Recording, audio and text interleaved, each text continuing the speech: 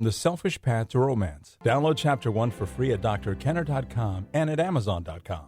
Here is a question that I received from Maria, and this is about a divorce. Hi, Dr. Kenner. After 20 years, my husband Jack wants out of our marriage. When we married, I had a great career with excellent income. He talked me into retiring at the age of 50 after being with my company for 25 years. He wanted me to live in new places with him. Now I realize that cost me dearly. He has a high income now.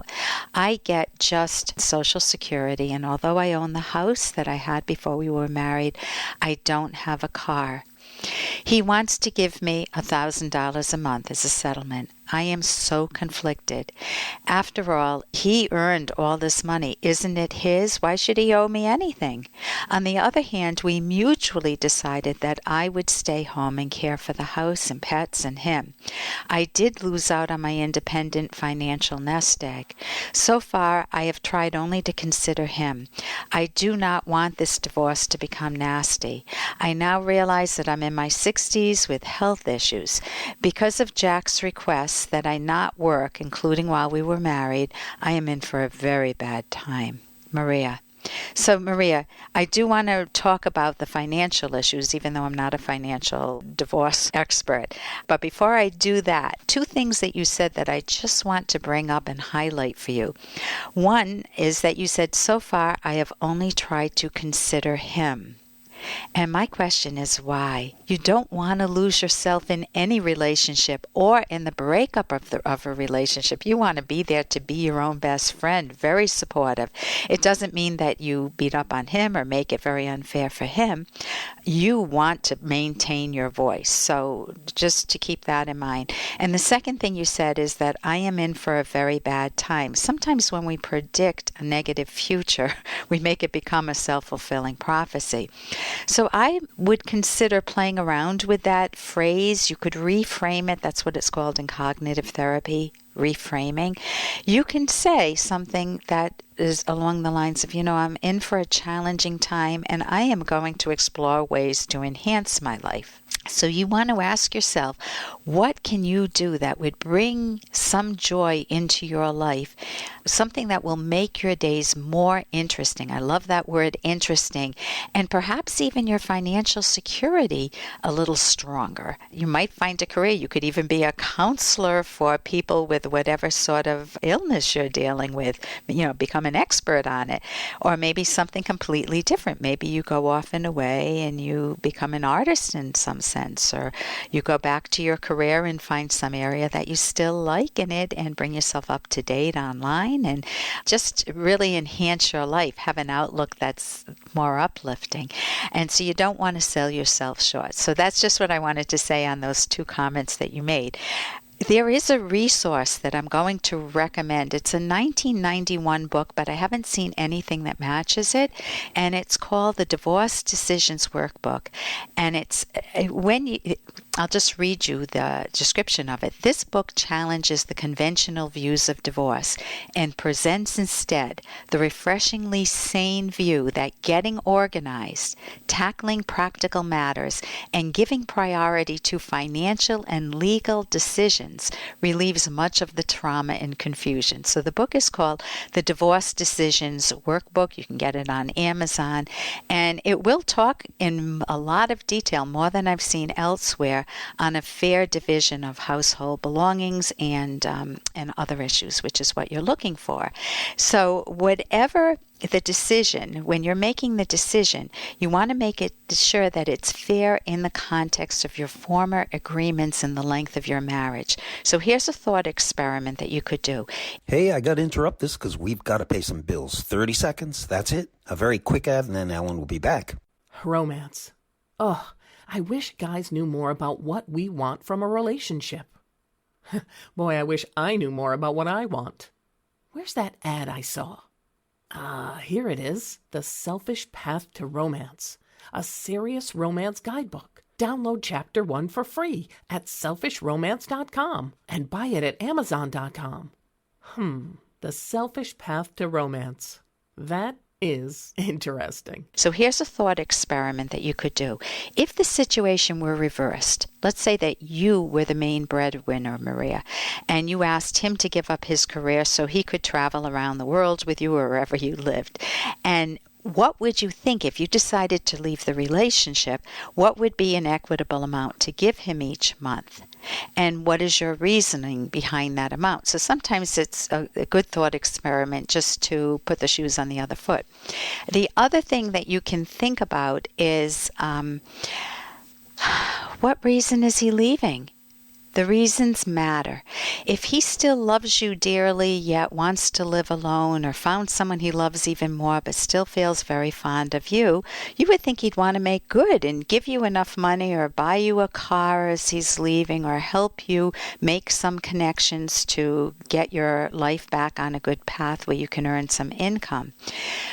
If he felt nagged for decades and he's reached a breaking point, then he might want to give you the minimum and feel like he's already given you so much.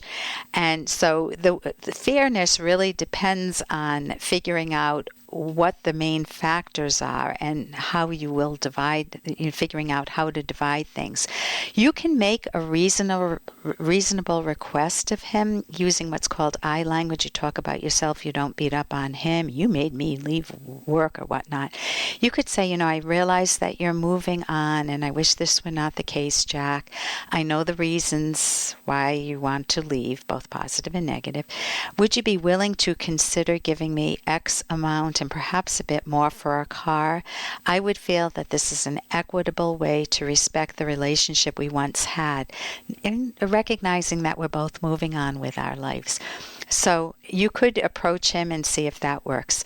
I do want to tell you that I have seen women who have robbed themselves of a career and of remarriage because they get a very lucrative divorce settlement based on their not working and not remarrying.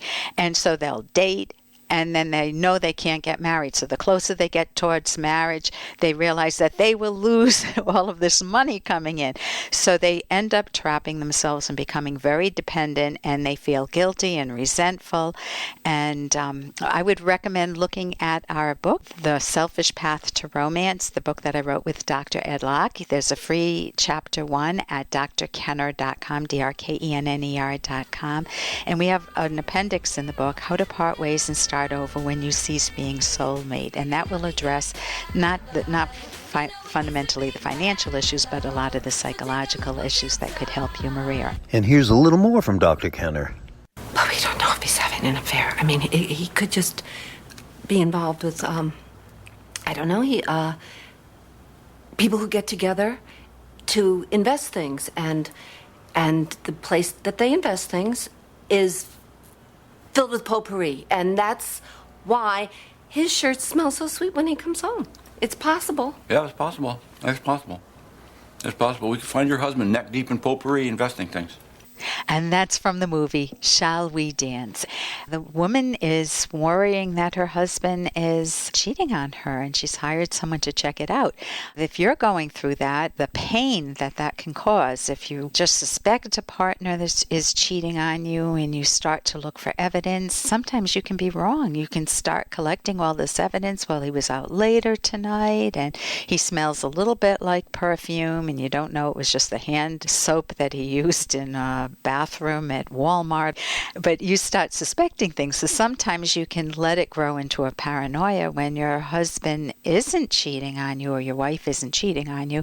And sometimes it's the real thing. You sense that things are different. He's working out more. He doesn't want intimacy with you.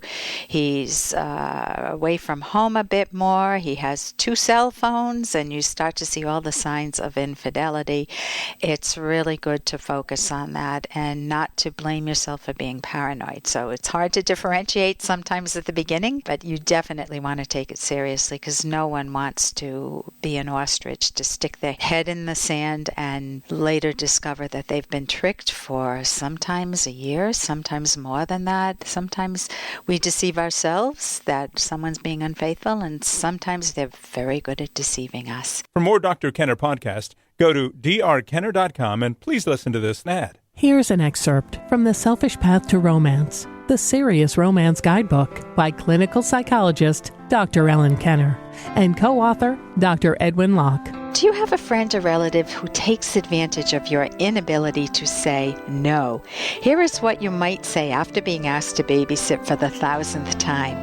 I need to do myself a favor and you a favor. I need to be honest with you. I want to enjoy your darling kids as an aunt, not as a perennial sitter. I felt obligated to help you out over the years at the expense of taking care of myself.